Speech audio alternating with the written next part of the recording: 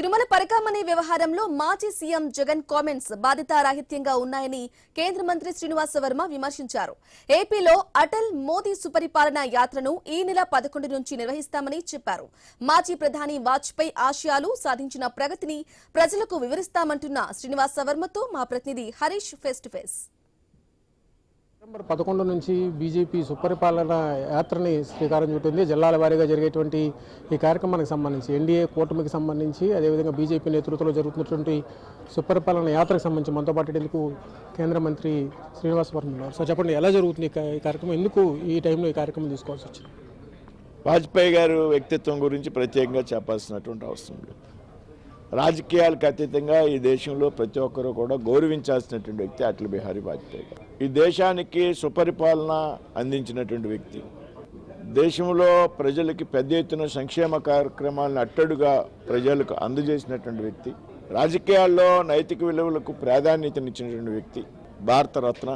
ఆయనకు 100వ జయంతి ఉత్సవాల సందర్భంగా మరొకసారి ప్రజల్లోకి ఆయన యొక్క జీవితాన్ని ఈనాటి తరానికి యువతకు విద్యార్థులకు అందరికీ కూడా ఆదర్శప్రాయంగా ఉంటుంది అనేటువంటి ఆలోచనతో భారతీయ జనతా పార్టీ ఆయన 100వ జయంతి సందర్భంగా పెద్ద ఎత్తున కార్యక్రమాలు తీసుకోవడం జరిగింది. ఇప్పుడు జరిగేటువంటి కార్యక్రమం బస్ యాత్ర ద్వారా ప్రజల్లోకి వెళ్ళడం ద్వారా ఏం చెప్పదలుచుకున్న కూటమి ప్రభుత్వం ఇప్పుడు ఈ 2 సంవత్సరాల కాలం పూర్తవుతుంది, దీన్ని ఏం చెప్పదలుచుకున్నామంటే దేశానికి ఆయన చేసినటువంటి కార్యక్రమాలు, ఇవాళ ఈ దేశ అభివృద్ధిలో గతంలో ఆయన నిర్వహించినటువంటి పాత్ర, ఇవాళ నేషనల్ హైవేస్ ఈ విధంగా ఉన్నాయంటే కేవలం వాజ్పేయి గారి కారణంగా ఉన్నాయి. స్వర్ణ చతుర్భుజి 4 లైన్ల రహదారి ఏర్పాటు చేయాలనేటువంటి ఆయన ఆలోచన, అదేవిధంగా భారతదేశం ఇవాళ రక్షణ రంగంలో బలంగా ఉంది అంటే ఆయన ఆ రోజు తీసుకున్నటువంటి పోఖ్రాన్ అణుపరీక్షలు, అదేవిధంగా కార్గిల్ యుద్ధంలో ఆయన సాధించినటువంటి విజయం, ఆ సందర్భంలో ఆయన అనుసరించినటువంటి దౌత్యం, సంక్షేమ కార్యక్రమాలు, ఇవాళ అమలయ్యేటువంటి సంక్షేమ కార్యక్రమాలకి బీజం వేసినటువంటి వ్యక్తి ఆనాటి ప్రధాని అటల్ బిహారీ వాజ్పేయి గారు.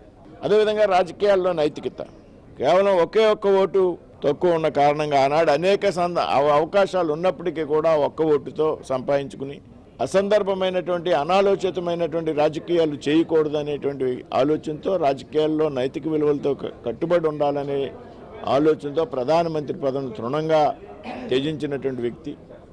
ఈ విధంగా ఇన్ని సద్గుణాలు ఉన్నటువంటి పరిపాలనాధ్యక్షుడు యొక్క వ్యక్తికి పెద్ద ఎత్తున ప్రజల్లో ప్రచారం కలిగించాలనేటువంటి ఆలోచన. ప్రధానంగా చూసుకుంటే ఇప్పటి వరకు కూడా బీజేపీ ఉన్నటువంటి సిచ్యువేషన్ వేరు, ఇప్పుడు ఉన్నటువంటి సిచ్యువేషన్ వేరు. ఏపీలో కూటమి పార్టీలుగా ఉంది, కూటమిలో కీలకంగా ఉంది, కేంద్రంలో ప్రభుత్వంలో డబుల్ ఇంజన్ సర్కార్గా ముందుకు వెళ్తున్నారు. 18 నెలల కాలంలో మేము ఏం చేశారు, మీరేం చేశారు అనేది చూపుకునేటువంటి ఒక వేదికగా కూడా దీన్ని చూసేటువంటి అవకాశం ఉంది. అట్ ద సేమ్ టైం ప్రతిపక్షాలు చేసినటువంటి విమర్శలకు కూడా మీరు ఏ విధంగా సమాధానం? తప్పనిసరిగా ఇప్పుడు అటల్జీ మోడీ సిద్ధి యాత్ర పేరుతో యాత్ర చేస్తున్నాం.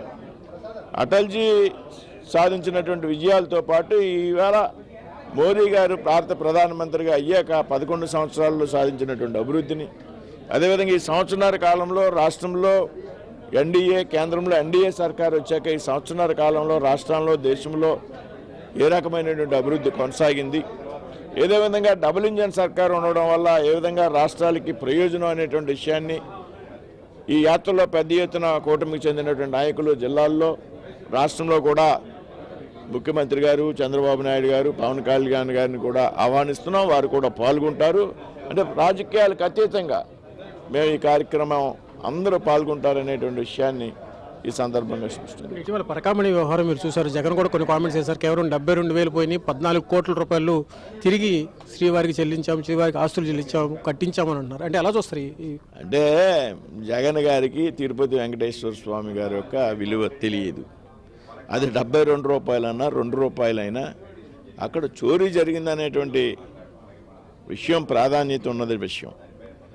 కేవలం 72,000 రూపాయలే 14 కోట్లు మేము కట్టించాము అంటే తిరుపతిని పెద్ద ఎత్తున అపవిత్రత చేసినటువంటి వ్యక్తి జగన్మోహన్ రెడ్డి గారు. వారి తండ్రి గారు ముఖ్యమంత్రిగా ఉండగా 7 కొండలని 2 కొండలు చేసేటువంటి ప్రయత్నం జరిగింది. సాంప్రదాయానికి విరుద్ధంగా ఆయన తిరుపతిలో సతీమణి లేకుండా హిందూ సాంప్రదాయం అంగీకరించకపోయినా ఆయన ఒక్కనే వెళ్ళి పట్టు వస్త్రాలు సమర్పించడం జరిగింది.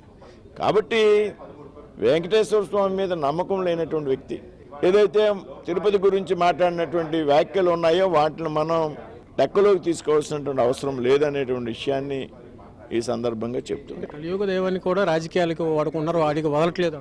అంతే. ఇప్పుడు జగన్ గారు వెంకటేశ్వర స్వామిని రాజకీయాలకు వాడుకున్నారు, కొంతమంది స్వామీజీలని రాజకీయాలకు వాడుకున్నారు. రాజకీయాలకి దేవుడు కూడా మినహాయింపు కాదనేటువంటి విషయాన్ని జగన్మోహన్ రెడ్డి గారు ఈ రాష్ట్రంలో అవలంబించారు.